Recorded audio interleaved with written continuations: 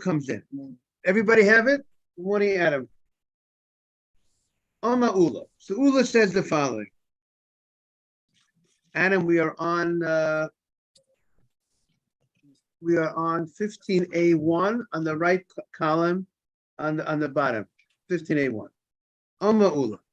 Ula says that the case of the rape case of the mitzvah of marrying this woman is not a proof against the original statement of Rabbi Yochanan, meaning to say that that's not a case of a prohibition that's preceded by an assay. Rather, it's going to be a case of a prohibition that's nittek l'assay, that the Torah clearly is giving the positive commandment specifically as a fix for the violation. And because the case of the mitzvah to marry this woman after he divorces her is given specifically as a fix, that's why there is no lashes. Meaning to say, if the positive commandment would be given independent of the violation, there would be lashes.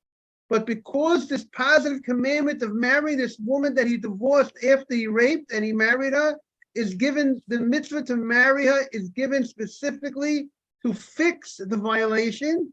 That's why there's no lashes. The Gemara, what's the change in the Gemara? It's something called the Havamina, the Maskana, what the Gemara was thinking earlier, what the Gemara was thinking later. The Gemara was thinking there is this pasuk called V'lo tihiyeh l'isha.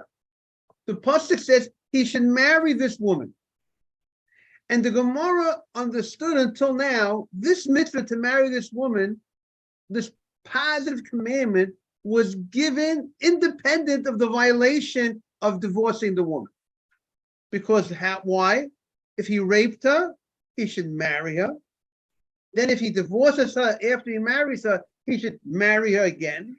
So the mitzvah to marry her was given before, not as a specifically as a fix for divorcing her, because the mitzvah to marry this woman that he raped kicked in before he divorced her. Is that clear? Until now, Mr. Haber, until now we understood this mitzvah to marry the woman he raped came obviously before he had ever divorced this woman that he raped. First, step one is he raped her. Step two, he has a mitzvah to marry her. Step three is he's not allowed to divorce her. Step four is if he divorces her, he has to marry her again. So the mitzvah, so if we call step two, which was the mitzvah to marry her after he raped her, step two, that the positive commandment kicked in before step three ever happened, before he divorced her.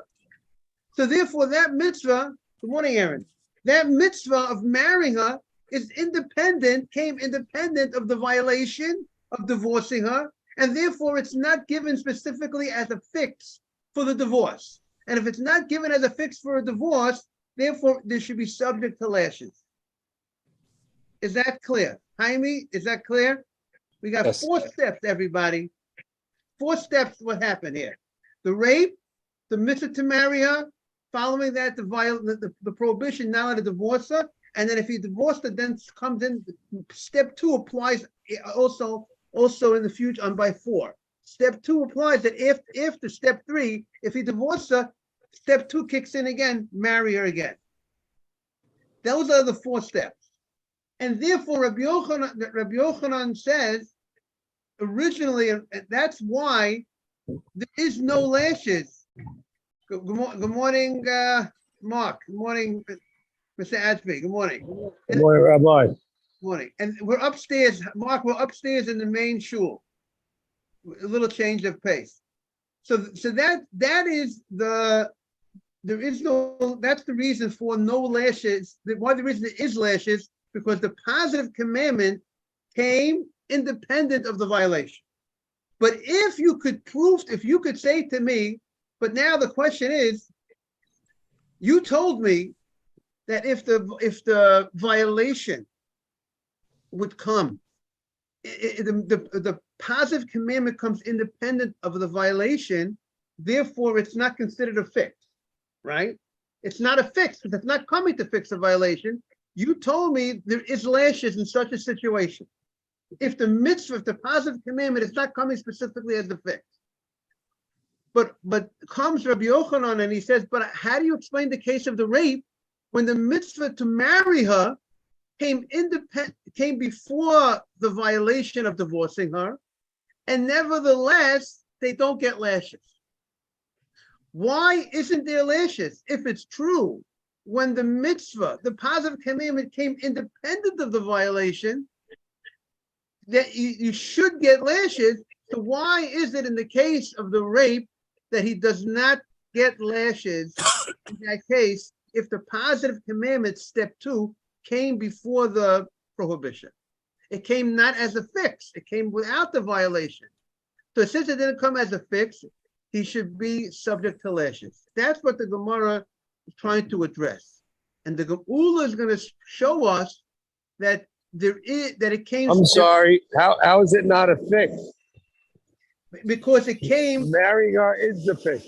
Right. But to marry this woman that he raped, you won't marry her as a fix. On the one hand, it serves as a fix on if he divorces this woman, but before he divorced this woman, when he raped her, he already has a mitzvah to marry her at that point, Mark.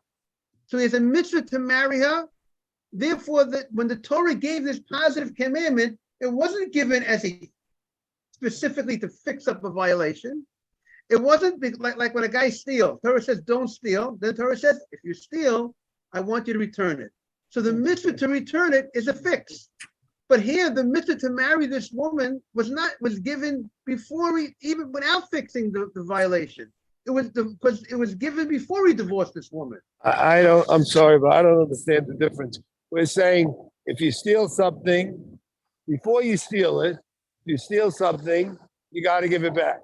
That's the fix. If you violate it, steal it. Right. The Torah said I'm telling you, if you rape a woman, you have to marry her after you rape her. Very good. Raping the woman, very good. How's the difference? The answer is when a guy rapes the woman, that he has to marry her is not that's not coming to fix the violation of raping the woman. We are talking about a different violation. We're talking about fixing the violation that after he married the woman, the Torah says he's not allowed to divorce this woman.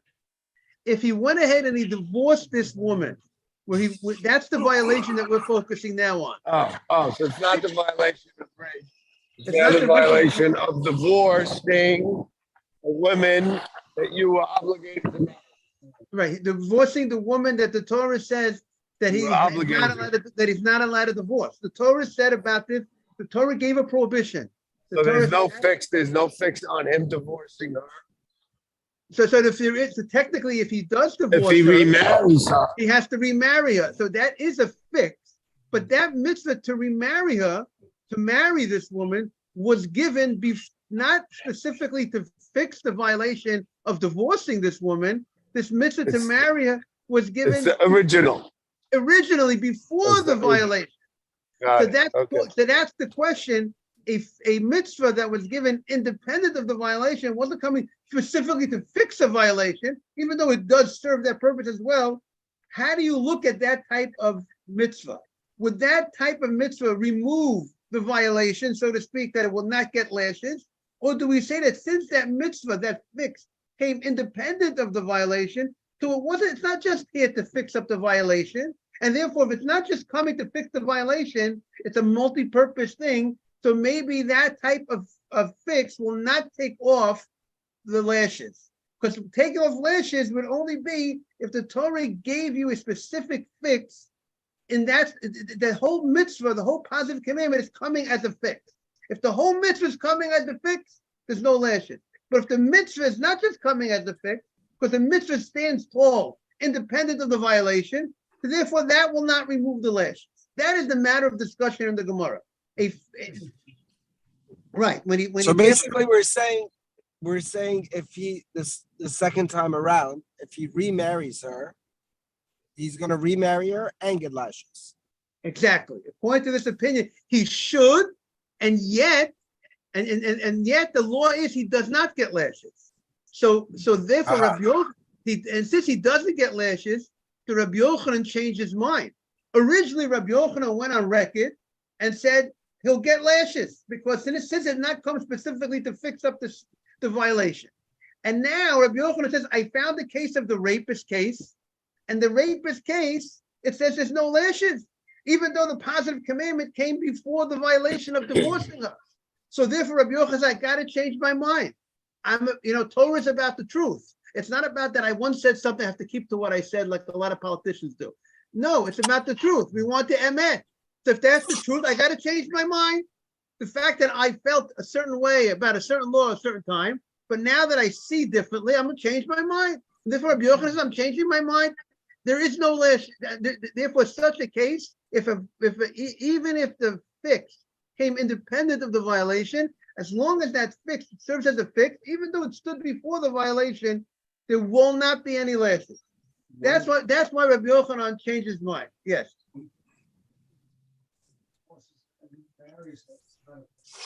So you see, Rabbi Yochanan now is going to say there's no lashes there if he divorced her, because still he's able to fix it by marrying her, even though that mitzvah to marry her did not just come. The Torah did not just write it as a result of the violation. It was written independent of the violation of divorcing her, but it still serves as a fix. Rabbi, is there a time limit on the fix? I think the time limit on the fix would be as long as he's capable of fixing it. Meaning to say, what happens if this woman went ahead that he divorced, he raped, married, divorced, now the violation kicked in that he divorced her, she went ahead and married someone else. She dies, or she marries somebody else. He cannot marry her again. So now the fix is not in place. So that should be the case that he should get lashes because there's no opportunity to fix anymore. That's what What if she's Bat Kohen? All right. Also, very good. If he's a Kohen, and a Kohen can't marry a divorcee, so if he divorced this woman, since he can't remarry her, he should get lashes. Because there's no fix. There's no possible fix. Because Rabbi Yochanan. No, because Rabbi Yochanan found a Braita.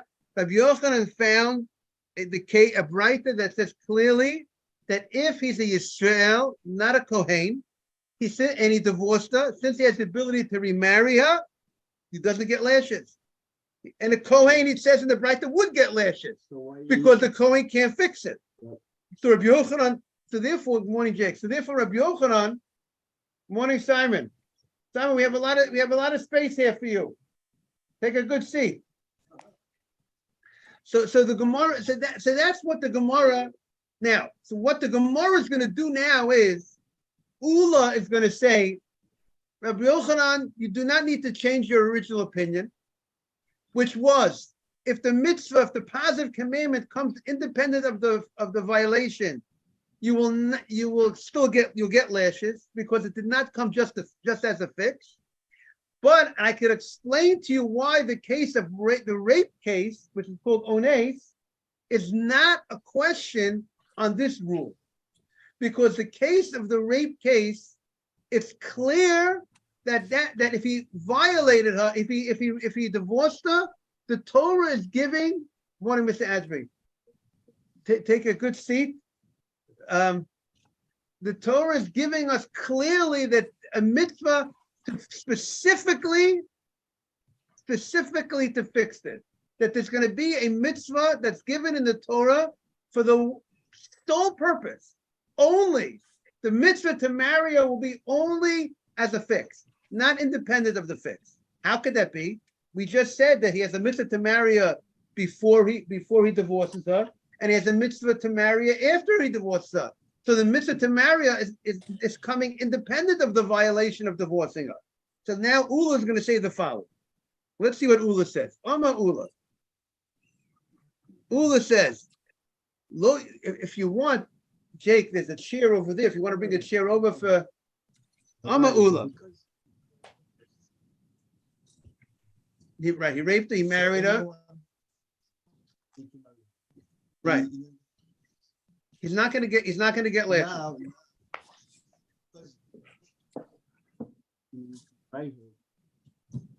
He didn't violate, he divorced. He should receive lashes. He don't receive. Why would we put him on the same level as the one who go do another affair by divorcing her? And So, because we're gonna see what the Torah is gonna give a specific fix if he divorces her, specifically for that and that only. And that's why it's not gonna be lashes. We're gonna see, if we could show that there's the mitzvah of remarrying after divorced her was given specifically for the case of divorce. Therefore, if I could show you that the positive commandment to marry her was not given independent of the divorcing this woman, was given specifically as a response, only as a response for the divorce, then I'm a winner. Then that's why there's no lashes, because it's given specifically and only for that. How can I show that? That's going to be the Ula. That's what I'm going to get Ula now. Ula's going to show you that marrying this woman there's a special mitzvah that the Torah is giving you specifically and only to respond to the violation of divorcing this woman that he was supposed to remain married to. And since he's going to show you that it's coming only for that purpose, then it goes into the rule that's called a real fix. A fix that's only coming for that purpose, that mitzvah is coming only to correct the violation, there's no lashes. Just like the mitzvah of returning the stolen item is only coming to fix the violation of stealing. Not married, got married, was married, was got married. It's all Fixes married. the fix is to remarry her after you divorce her. And how we're going to show that? Not remarried. It's you have to be married to the. But Mr. Ashby, but if that's the case, if you're going to say that there's a mitzvah to marry her before he remarried her and divorced her, if the mitzvah is coming to tell us that, then the mitzvah is coming independent of the violation of divorcing her. So then it should not be a real fix. It should, according to this, if a mitzvah, the Torah gives us a fix, but it's not only coming as a fix, it's coming independent of a fix.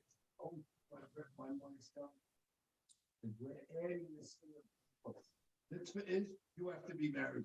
Fine. Whether you're divorced from her or she's a single woman, you have to be married. Whether you marry and divorce, so at this moment, you're gonna, very good. So if that's the case, Mr. Ashby, that the mitzvah is coming to marry, so therefore that mitzvah, again, but then that mitzvah is serving two purposes. It's the mitzvah would kick in before he divorces her, he has a mitzvah to marry her.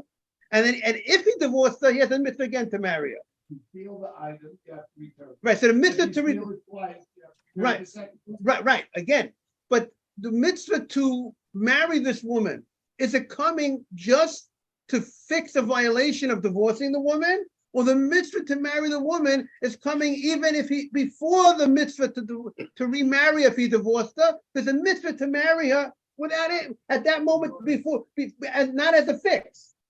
So if it comes right away, if it kicks in, if this mitzvah kicks in right away, after he raped her, the Torah is telling him marry her, that's the positive commandment, and it's not coming at that moment as a fix. That's the point, Mr. Anthony. So if it's not coming as a fix, so that's not the fix of the Torah to remove lashes.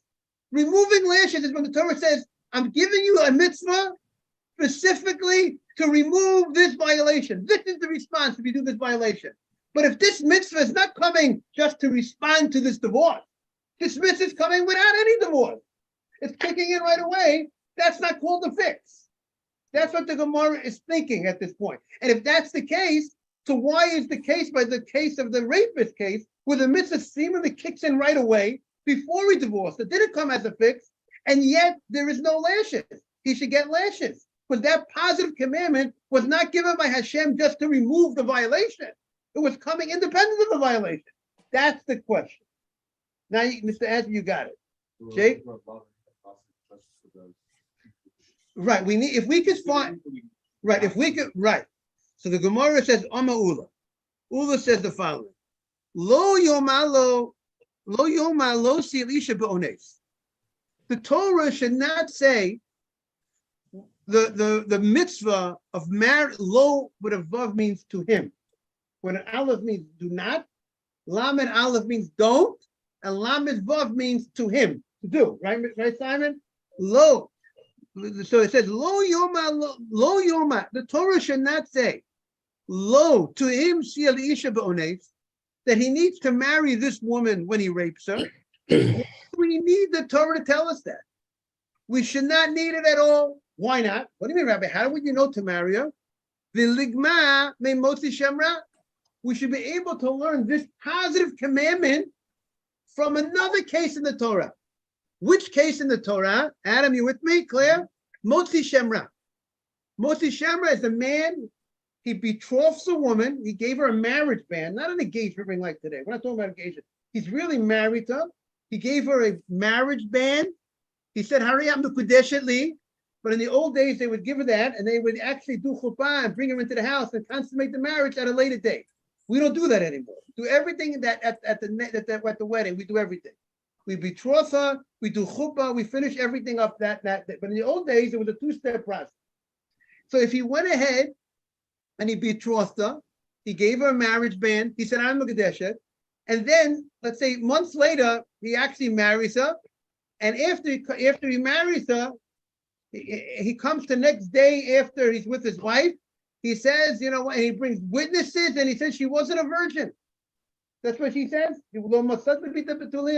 He hires witnesses to say that between the time I betrothed her and the time that I brought her into the house, she was with another man. She had an affair.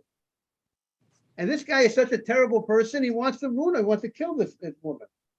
And the Torah says, and then we find out that he is false. It's false. He made up this rumor about his wife.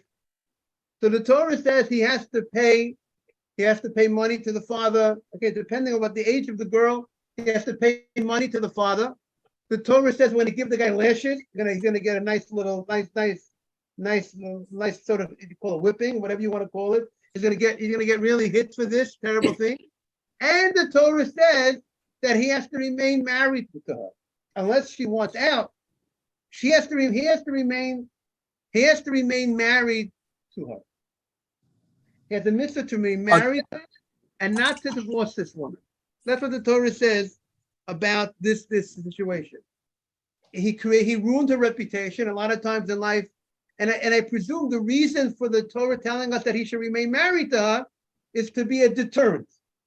That if he knows that if he makes up the story about his wife, and he wants to claim that she was dishonest, and what is his gain? One gain is he won't have to pay the ketubah. He's a cheapskate. He's upset with his wife. He doesn't like his wife, but he doesn't want to pay for it to create this story. He's going to get paid for it for the rest of his life. He's going to go ahead and have to support her for the rest of his life. He has to remain married to her. He's not. Rabbi, that's called a life sentence. He's going to have to listen to her for the rest of his life. Yes, that's exactly. That's going to be a real life sentence. But you know what? When you hit the guy in the pocket, that's really going to hopefully deter the person. It could be that she realized that he has. It all happened because he hated her. As a result, meaning originally he thought he would love her, but she actually was a virgin. He was making up a story. Right, exactly. He has to get rid of her. If she was married, she had an affair with someone else. Like we said yesterday, a woman has an affair one night, consents, the marriage is over. It's over. There's nothing to talk about. There's no turning back the clock. There's no before. We're not talking about. We're talking about after. As a married woman, I'm not saying it's fine. I gotta be clear, it's not fine. But if the marriage is not over, if she had relations before the marriage, but if she had relations after, as a married woman, the marriage is over.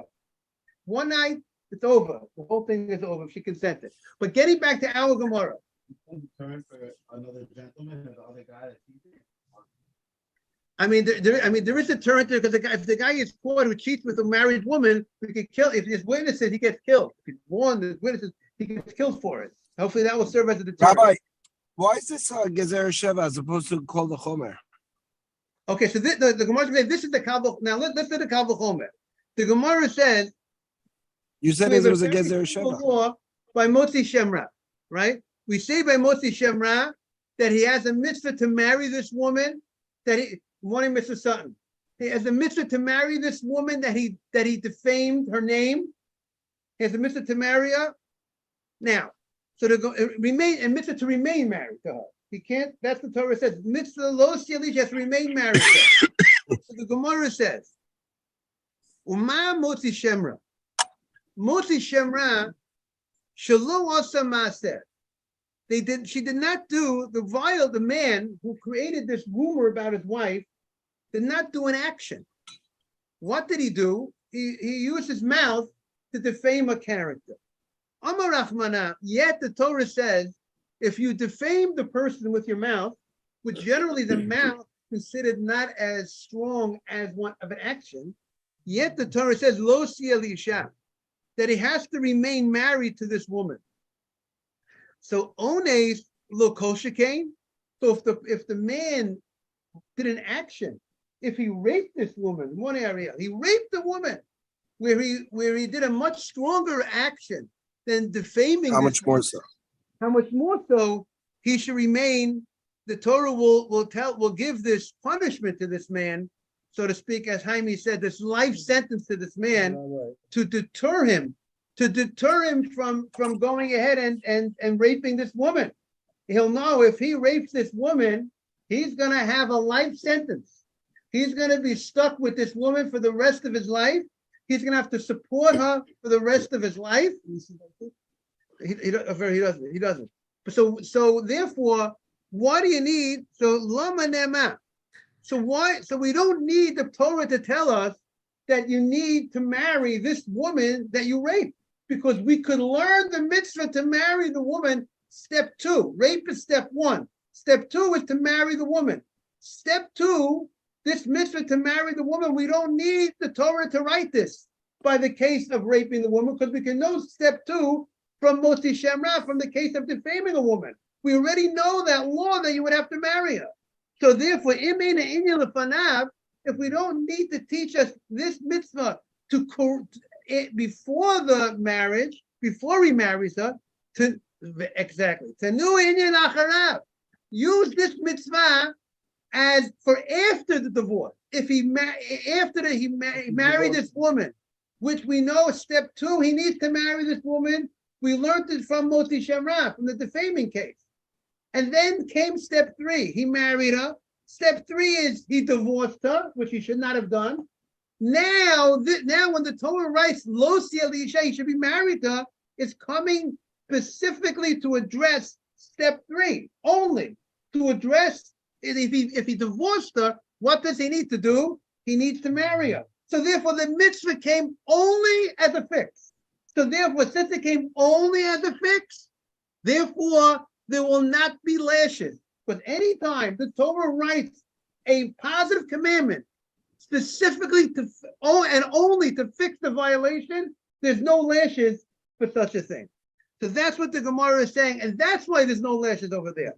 But in the case when the positive commandment serves both before the violation and after, maybe there should be lashes.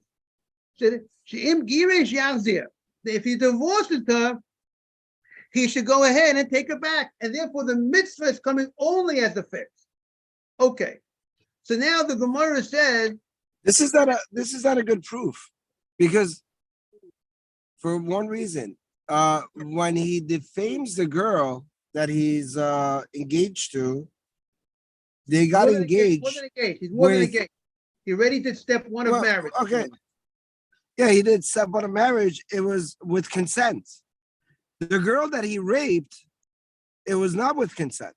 So we definitely need a halacha that says, no, you better marry her. I might say, well, I don't know, but I didn't have consent. This is really not the kind of marriage I want. Again, but the man who forced her, who raped her, we want to give him that punishment, so to speak. We're going to force him. If we can force the man, I could see you could use this Kol v'chomer. What is Gezer Sheva versus Kol v'chomer? Why is this not Kol When v'chomer? Torah writes the same word, similar, the same exact word in two different places, and it uses the same word because it wants to teach us the law that applies by case one should apply to case two. That's called a Gzeira Shava. Let's say the Torah writes the 15th of the month, but here it's a Kal V'chomer. Right. Got it. So we don't, but this, There's the no notion of lash, that type of punishment of lashes, but a mitzvah say of doing something, we would learn from the Kal V'chomer. Even if the mitzvah say it's not it's a different type of, it is a punishment of some sort because he has to marry her, which is something, but it's not a punishment that it's not a punishment that carries lashes. It's not a punishment of lashes. It's not a punishment of death. It's more of a monetary and other. The discussion, okay, but it's not coming directly from monetary. It's coming directly. It's coming to marry her. To fix. Right, but he's asking a question, but we don't use a Kal V'chomer to punish somebody. That's his question. We don't use a Kal V'chomer to learn out lashes. But that's if you want to use to learn out lashes. But to use a Kal V'chomer to learn out that you have a mitzvah to marry this woman, the fact that it's going to come with it other things that he has to provide money for her, but that we could learn out. So the Gemara says, Va'akati, the Gemara says, I have a question on your Kal V'chomer. What's the question on the Kal V'chomer? Ones in Moti Shemra Lugama. You can't learn out from Moti Shemra because Moti Shemra has a stringency that rape doesn't have. Because Moti Shemra, the Torah is very strong, exceedingly strong, that we give the guy who defamed his wife's name, we give him lashes, and he has to pay a fine. So maybe that's why the Torah throws a third thing on him, that he has to marry her. But a rapist, who the Torah does not give both punishments, fine and also lashes. It gave lashes, a monetary fine. Maybe the Torah will not give that mitzvah to marry her. I don't want anyone to be late for the davening. Well, maybe we'll say that Rav Chananya ben Akasha. We'll continue tomorrow with this new point. Rav Chananya ben Akasha Omer Rasa Kodesh Baruch Hu Zakas Yisrael. Big Hevel Torah Mitzvah Shenema Adonai Chafetz B'Matzah Kol Yadil Torah V'Yadir.